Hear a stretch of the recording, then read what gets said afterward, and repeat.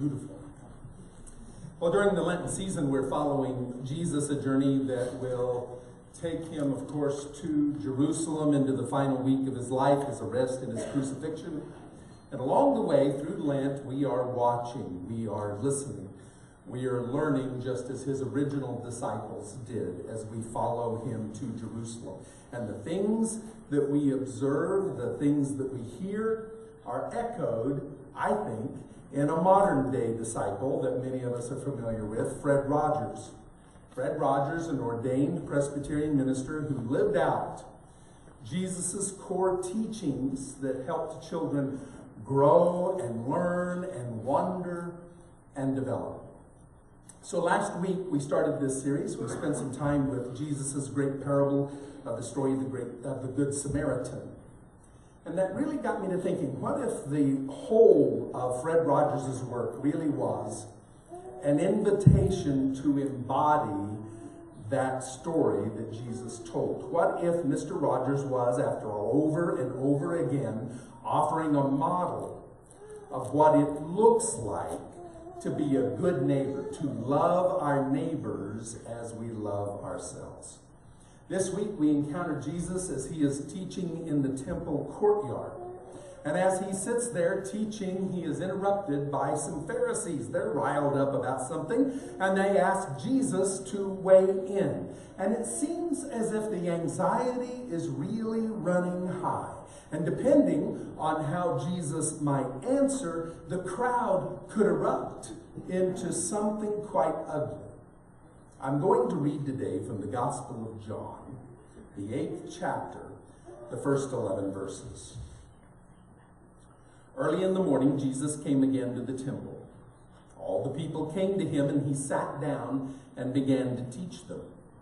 The scribes and the Pharisees brought a woman who had been caught in adultery, and making her stand before all of them, they said to him, "Teacher, this woman was caught in the very act of committing adultery.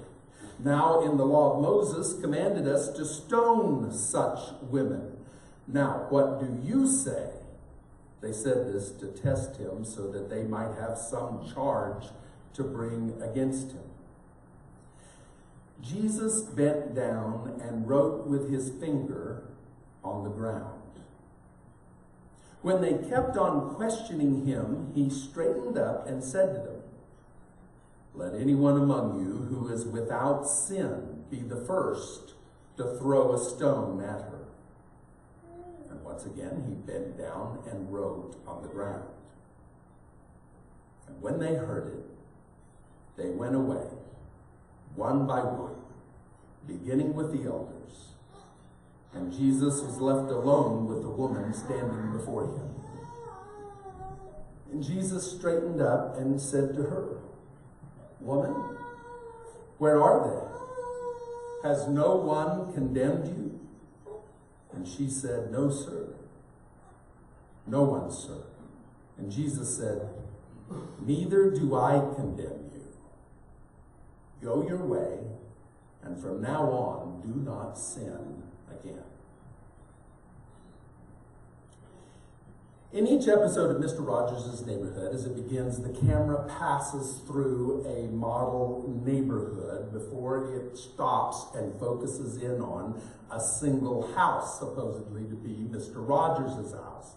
Then the camera lens moves inside to the interior of the home, and it pans past a blinking yellow stoplight, an invitation to slow down. And the door opens and the piano music begins, and in walks Mr. Rogers, singing as he steps to his closet. He removes his jacket, replaces it with a soft zippered sweater, makes his way down the steps to swap out his dress shoes for canvas sneakers. The entire opening is designed as a transition to a different pace of time. Hedda Sheraton of the Fred Rogers Company wrote that this unchanging opening offered a sense of security. Through our rituals and routines, we offer that to children too, she said. Children respond to the routine and they settle. And the change of clothing helps Mr. Rogers seem more approachable and vulnerable as an adult. Then Mr. Rogers would go on and introduce the theme of the program of the day. And he'd always speak in those easy, kind tones that we've all come to remember and cherish. He spoke slowly, purposefully, often spoke directly to the camera, and therefore spoke directly to the children that were watching. And then Mr. Rogers, in each episode, would take a moment to feed his fish. You ever notice that? Now, this happened almost always at the beginning of the episode, but sometimes it would happen in the middle of an episode as if he had forgotten to do it earlier. But it was an important thing, so he would always stop everything to go and make sure that he fed the fish. Such actions seem like needless exercises in patience, unfit for a television that craves activity, right? But observing Mr. Rogers doing something as simple as taking care of God's creatures reminds viewers that things like that take time and that it's important to care for those that God has created. It's as though time didn't seem to matter in an episode of Mr. Rogers' Neighborhood. One memorable episode, for example, simply focused on Mr. Rogers as he put together a jigsaw puzzle for more than 5 minutes. Riveting television. Right? Hardly. But there was something about this slow, deliberate pace that lowered anxiety, drew children and adults in. Mr. Rogers demonstrated it was okay to take your time. He always spoke softly and warmly, avoiding lectures, teaching in such a way that allowed a child or any other person to arrive at a new way of thinking on their own as though they had discovered it. Mr. Rogers regularly posed questions on his show. Often he would pose those questions directly to the camera as he supposed children might be thinking or asking those very questions. Sometimes he gave those questions voice himself, but other times he let one of his human neighbors or one of his puppet neighbors in the land of make-believe to ask the question. And then Mr. Rogers' response to these questions rarely was an answer per se. Sometimes it was another question. At other times it was simply a long pause as he simply took time and silence to think. Sometimes it was a knowing look with an arched eyebrow that let children in on a secret. And sometimes it was simply, I don't know. I don't know the answer to that, but I bet we can find out together. The one constant was that Mr. Rogers was never in a hurry to provide all the answers. I'd like you to watch a segment of an interview that was conducted with Mr. Rogers in 1987. And in this interview, I'd like you to notice how slow he is to respond, how comfortable he is with silence and taking time to answer the interviewer's questions. And listen to what he believes is the most important thing for any of us, for all of us. Take a look. Your teachers are very, very important in a child's life. Well, in anybody's life. You know, I think about Jesus being called a teacher. Rabboni means teacher. And it's such a lofty profession. Could be, should be, is that of teacher.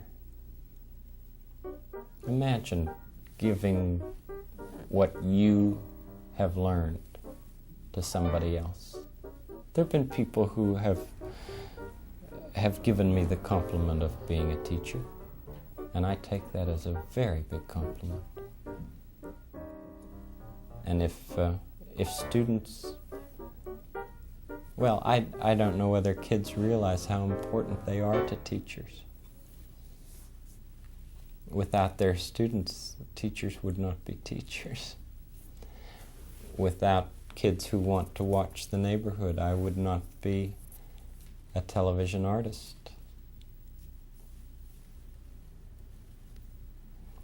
Without Jay and John, I would not be a father. Without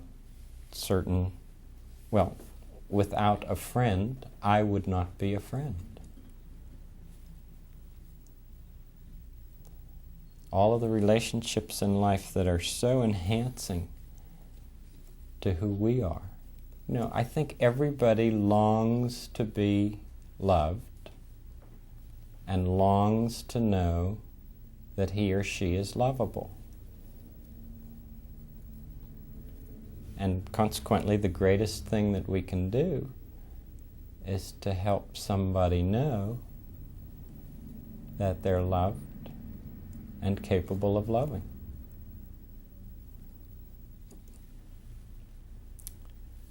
You've made this day a special day, you see, by just your being you. And if a person can receive that, of course it's an enhancement to them. But think of what an enhancement it is to the giver.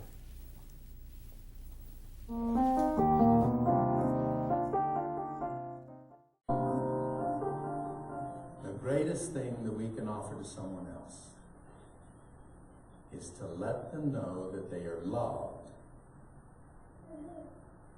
and capable of loving. In our gospel story today, we read about Jesus teaching in the temple courtyard. And he's interrupted by some Pharisees, some religious leaders, and they have with them a woman that they accuse of adultery. Now note that it's only the woman that is brought with this accusation. Yet the law of Moses that the Pharisees cite from Leviticus 20 and Deuteronomy 22 clearly states that in cases of adultery, both the man and the woman are to be put to death. But the Pharisees only have the woman with them. And they tell Jesus, don't they, that they caught this woman in the very act of adultery. And by saying this, they acknowledge that they certainly must have known the identity of the male participant. Where is he? It leads you to think that perhaps the Pharisees aren't really all that interested in justice, as they might suggest. After all, Rome alone retained the right of life and death over its subjects. These temple leaders lacked any authority whatsoever to have someone put to death. And what did Jesus, a rabbi that wasn't even from Jerusalem, but is from Nazareth, what would a rabbi from Nazareth have to do with such legal affairs? Not a thing. John tells us it's simply another test, an attempt to trap this popular teacher that is worrying these religious leaders. So, what do you say? They ask Jesus. What do you say? Should we stone her? Now, if you're like me, you might expect Jesus to leap to his feet and shout to these sanctimonious accusers to get their hands off of her, that he would then lecture them about their injustices. I mean, that's what our favorite TV heroes would do, right? Save the day. Let them have it. The time for action is now. Jesus, the time is of the essence. Jump to action. And yet, what does Jesus do in this situation? He turns around, bends down, and begins to scrawl around in the dirt. Now, what he writes, we simply don't know, but he certainly is taking his time. Perhaps he's thinking, perhaps he's listening to the shouts from the crowd. I mean, we can almost hear them in our own imaginations, can't we? Let's get on with it! Stone her! And all the while, Jesus crouches, drawing or writing something there in the dirt. John tells us that it bothers the Pharisees so much that they continue to question him. Well, what is it? Finally, Jesus straightens up. His change of posture, maybe his turning around to face them directly, surely must have quieted them down to hear what it was that he had to say. What he says is simply, let anyone among you who is without sin be the first one to throw a stone at her. And with that, he turns back around, bends down, and begins to write on the ground again. That's the entire extent of Jesus' confrontation with these men. He doesn't stand there posturing, staring them down, doesn't make threatening gestures. He simply makes a statement. If you yourself are sinless, then you can carry out your sentence. And then turns around and goes back to doodling in the dirt. And whether they will or whether they won't stone her, he leaves that literally in their hands. And then there's this quiet strength. This quiet, something that he possesses in this situation. The fact that he doesn't share in their angst, it has an effect on the crowd. And John says they simply started walking away, one by one, beginning with the elders and then the others, until no one was left but the woman that they had brought with them. You read this story and you're not sure how much time passes by. Jesus doesn't seem to be in much of a hurry. But eventually Jesus again straightens up and he looks at her. And he looks around at the empty courtyard and he asks, where are your accusers? Has no one condemned you? And she says, no, sir, not even one. And then Jesus says, neither do I condemn you. Hear it?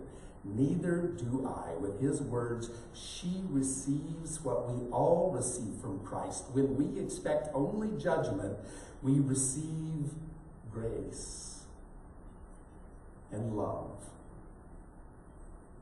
and a sense that we too are capable of loving. Go on your way, he tells her, and do not sin again. Many times in Scripture, Jesus is portrayed in the gospel in his own element of time. We see over and over how he withdraws from the crowds, even withdraws from his own disciples to be alone, to pray. We read how he delays an urgent request to come at once when his friend Lazarus is deathly ill, and yet he delays. He responds to the accusations that the Sanhedrin and the priests make in Jerusalem when they are ready to crucify him, when the crowd is calling out, crucify him, crucify him. He responds with a stoic silence, refusing to answer Pilate and then Herod when he is questioned. And in those moments in Scripture when he does speak, one imagines it could often be in the soft tones, warm tones that we remember Mr. Rogers talking with.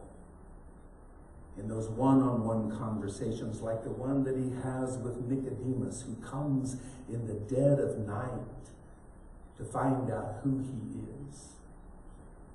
Or the woman at the well that comes in the noonday sun.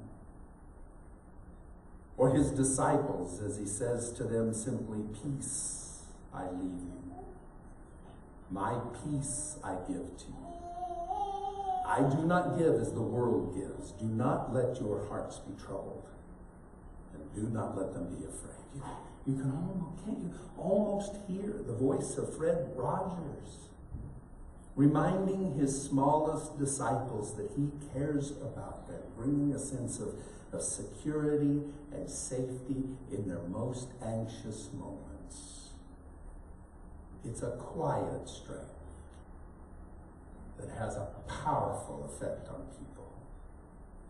Fred Rogers had such an effect, whether it was testifying before a subcommittee on funding for public broadcasting. He completely disarms the crusty old chairman by reciting lyrics to one of his songs. What do I do with the mad that I feel, he says, and wins the chairman over. In this way, Fred Rogers exemplifies not only the teachings of Jesus, but models Christ's own behavior as well.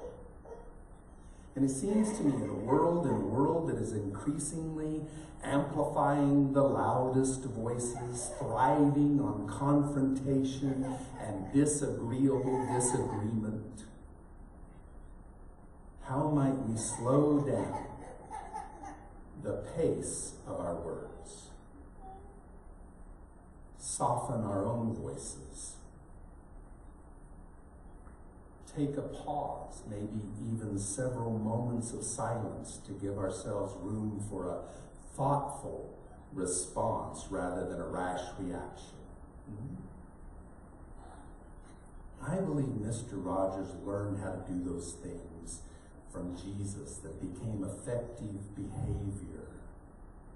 And I wonder how we might, with teachers like Jesus and Mr. Rogers, how we might be able to learn to do the same. Would it have a powerful effect on our world around us? Would it hurt so much to give it a try?